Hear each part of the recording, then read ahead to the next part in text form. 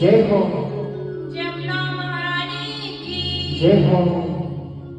श्री व्यास जी महाराज की जय हो। श्री सुखदेव जी महाराज की जय हो। जय जय श्री राधे। आइए हम लोग नाम संकीर्तन करेंगे, फिर कथा में प्रवेश करेंगे।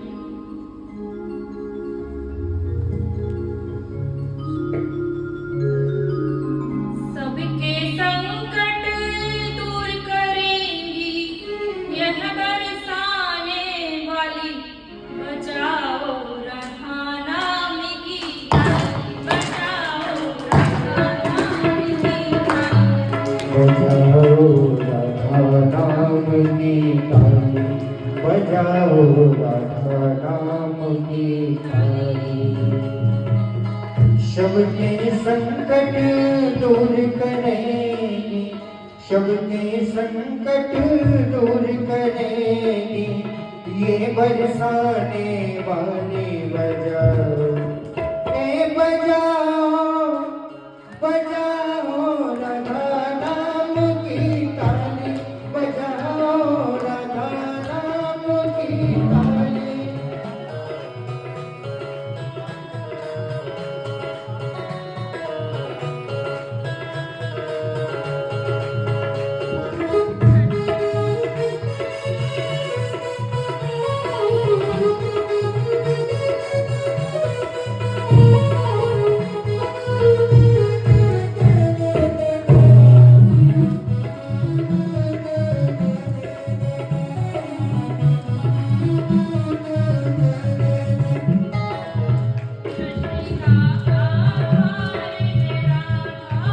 सृष्टि का आधार है राधा, करुणामयी सरकार है राधा। राधा नाम है जिस रसना पर, हो बजाओ राधा नाम की ताली, बजाओ राधा नाम की ताली।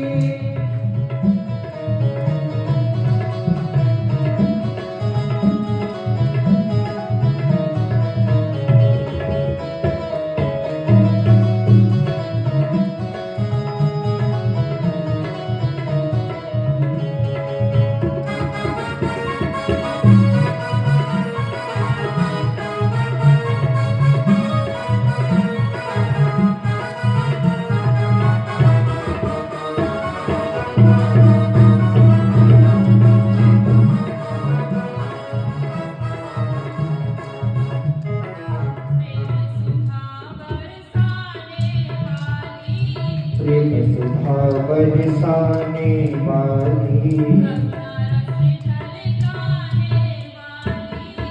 करुणा रस झलकाने वाली,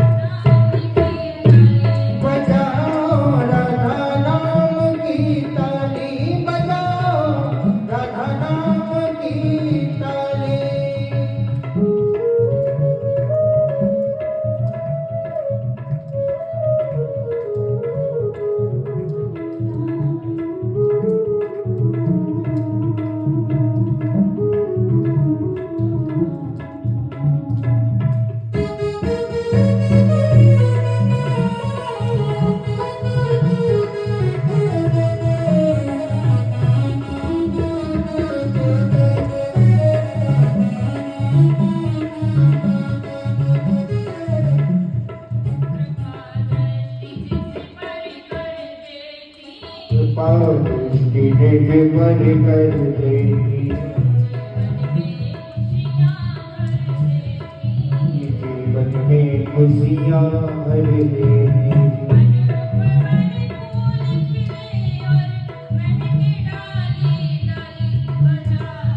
राधा नाम की ताली बजाओ, राधा नाम की ताली।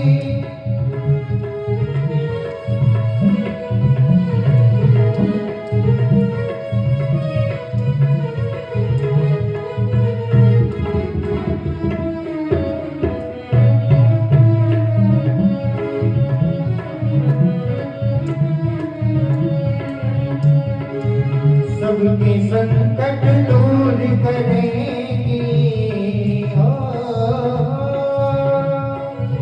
सबके संकट दूर करेगी, वो बरसाने वाली बजाओ, हे बजाओ, ओ बजाओ राधा नाम की ताली, बजाओ राधा नाम की ताली, बजाओ राधा नाम की ताली, बजाओ राधा नाम की ताली। राधे राधे।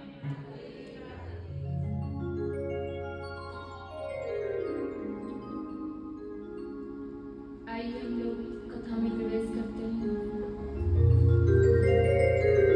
अखिल ब्रह्मांड के नायक परब्रह्म परमात्मा जगत नियंता जगताधार भगवान श्री कृष्ण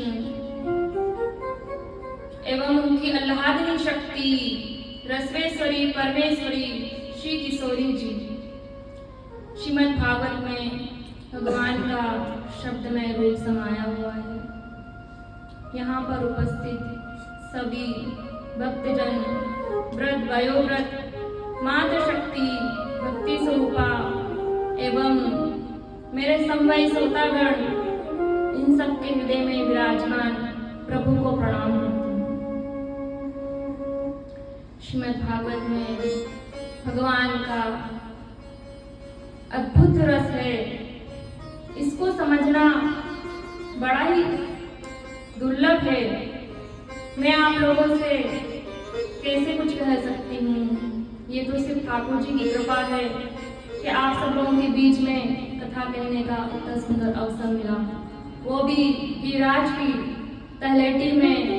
ये तो बड़े सौभाग्य की बात है कि आप सब लोगों का भी बड़ा सौभाग्य है कि आपको यहाँ तीर्थ में कथा श्रवण करने को मिल रहा है। आज कथा का प्रथम दिवस है। श्रीमद् भागवत ज्ञान गंगा है। ऐसे तो गंगा दो प्रकार की होती है, एक भागीरथी गंगा, एक श्रीमद् भागवत गंगा। साहित्य में दो प्रकार की नदियों का वर्णन है, एक होती है दूरक पुलक प्लावनी धारा, एक होती है आत्मक पुलक प्लावनी धारा। दूरक पुलक प्लावनी धारा कौन सी होती है? जो दूर के किनारे से बहती है। गंगा, जमुना, सरस्वती, कावेरी, अलकनंदा, सिंधु, नर्मदा, ये जो नदियां हैं ये दूर के किनारे से बहती हैं। इनमें नहाने का बड़ा नियम है, आपको दूर तक चल के जाना है। पर यहाँ पे आप कोई नृत्य करना चाहता है, कुछ बर्थडे मनाना चाहता है, जन्मदिन मनाना चाहता है, मना सकता है। लेकिन यहाँ पे एक नियम है, यहाँ पे आप डूब नहीं सकते। अगर डूब गए तो पकड़े जाओगे, वो पकड़े गए तो जुर्माना भरना पड़ेगा। तो यहाँ पे जो नियम है, जंजीर बन रही है, जंजीर पकड़ के ही ना आओगे आप। पर ये श्रीमद् भागवत की ऐसी नदी है, वेद की नदी है, शास्त्र की नदी है, उपनिषद की नदी है, गीता की नदी है।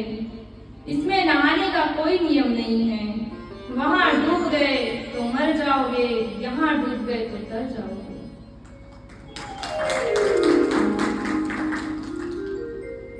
तो साहित्य में ये जो दो नदियां हैं, इसमें से हमें कौन सी नदी में डूबना है ये आपके ऊपर है।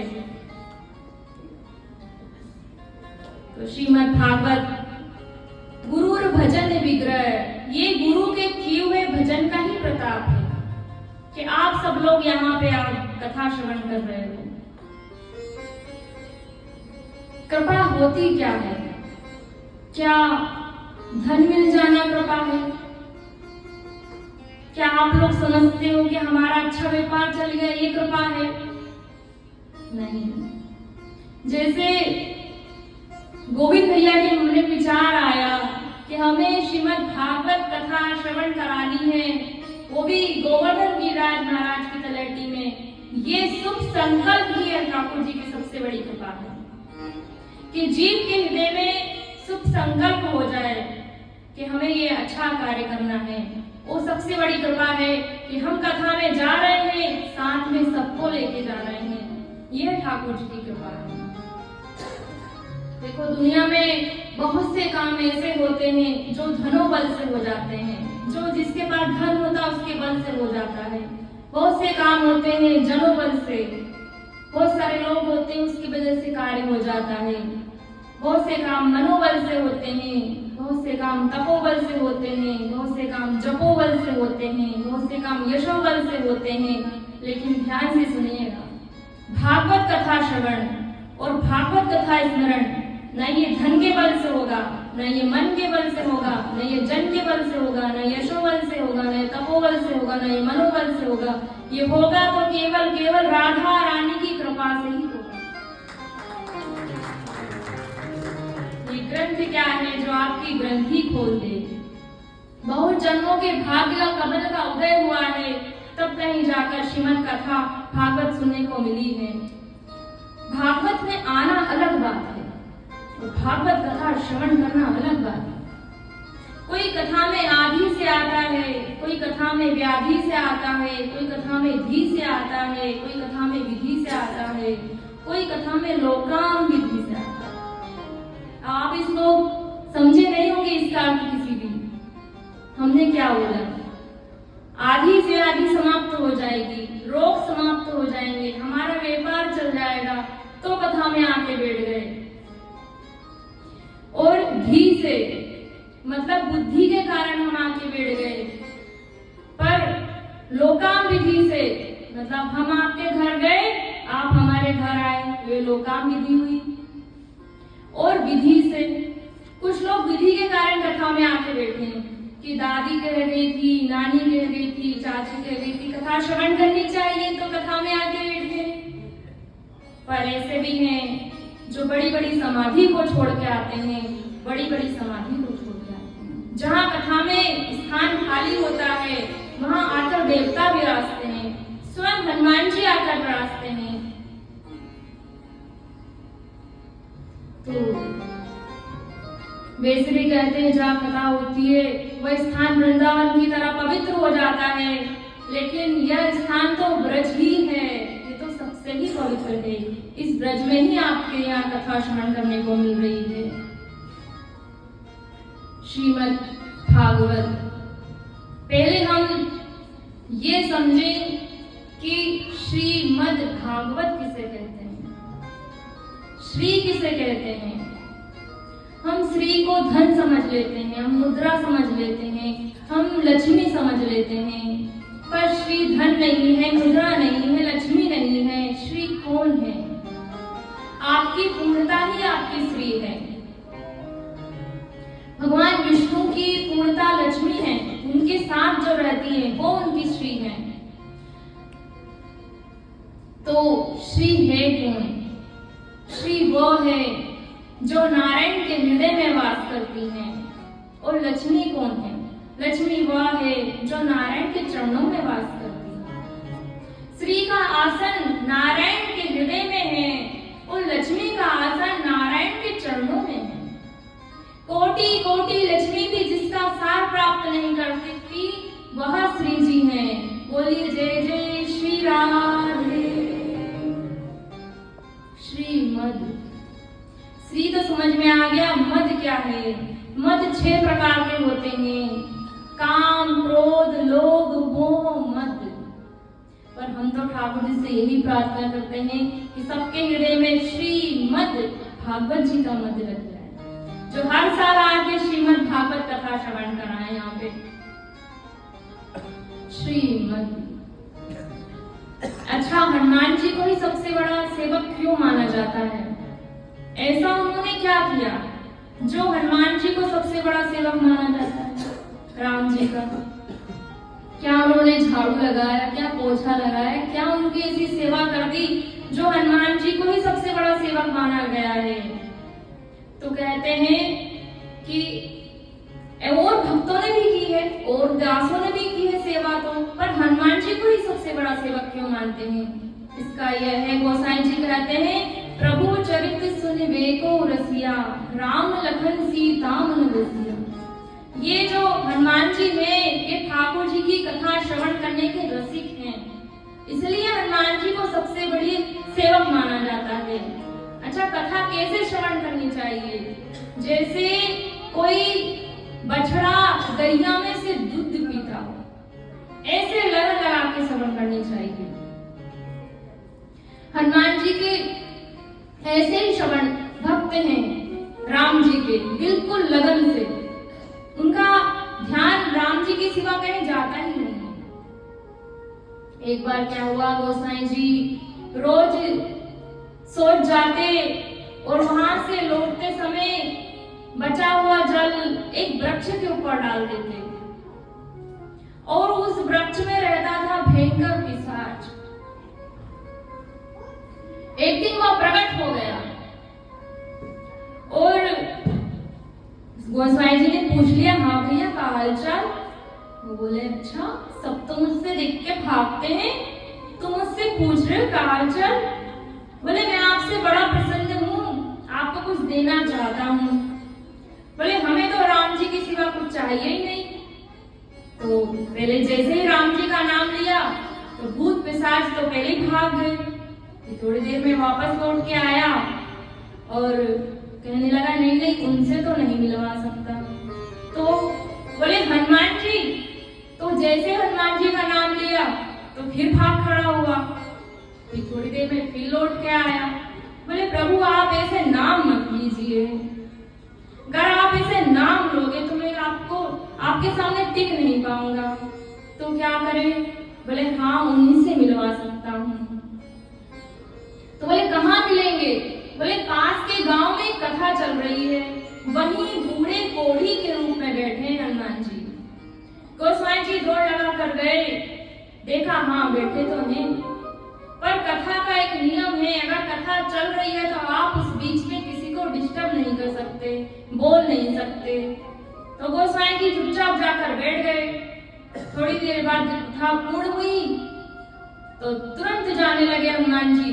तो तुरंत गोस्वामी जी जाकर उनके चरणों में पकड़ लिए। बोले, प्रभु आप मेरा साथ दीजिए, आप मेरा साथ दीजिए। गोस्वामी जी तुरंत चरण पकड़ लिए, पर हनुमान जी कह रहे हैं, अरे मुझसे दूर रहो, मुझसे दूर रहो, मुझसे दूर रहो। क्यों? क्योंकि मेरा रोग तुमको लग जाएगा, मैं कोढ़ी हूँ। तो गोस्वामी जी की आंखों में आंसू आ गया। बोले, वाह प्रभु, मैं यही तो चाहता हूँ कि आपका राम नाम का रोग मुझे भी लग जाए, जैसे श्रीमद, यही मद है, सबके हृदय में होना चाहिए, श्रीमद। एक बार सेठ जी खूब धन कमा के लाते हैं।